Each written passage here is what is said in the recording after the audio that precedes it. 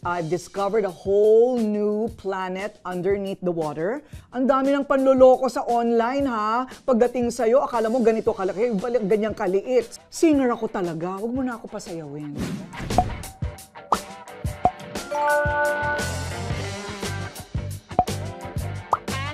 See the future or change the past?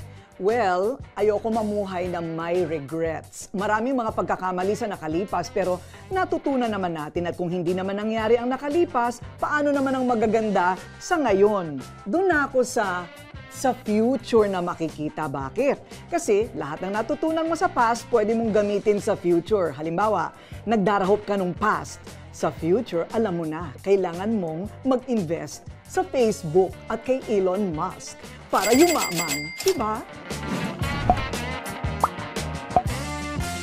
Beach or mountain, I've always been known to be a beach person. Doon ako sa dagat. Kasi sa dagat ay ibang klaseng hiwalay na planeta sa ilalim ng tubig. At yan ay nalaman ko kasi ako isang deep sea diver. So, I've discovered a whole new planet underneath the water.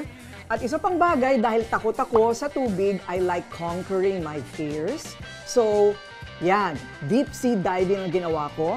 At love na love ko talaga ang araw. Hello, Melasma. Pero talagang hindi mo ako mahihiwalay sa araw. I follow the sun.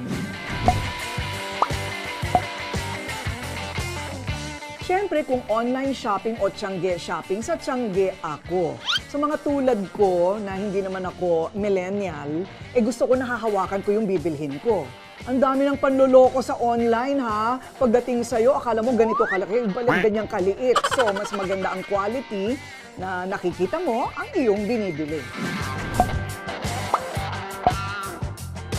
Sino pipiliin ko? Smartest person in the world or richest person in the world?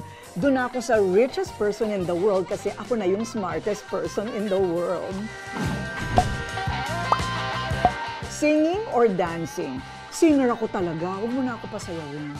Sa high school, bumagsak ako sa tinikling class at hindi na ako natuloy sa ballet class. So, pero ako'y nasa chorus. Yan. Singing ako talaga.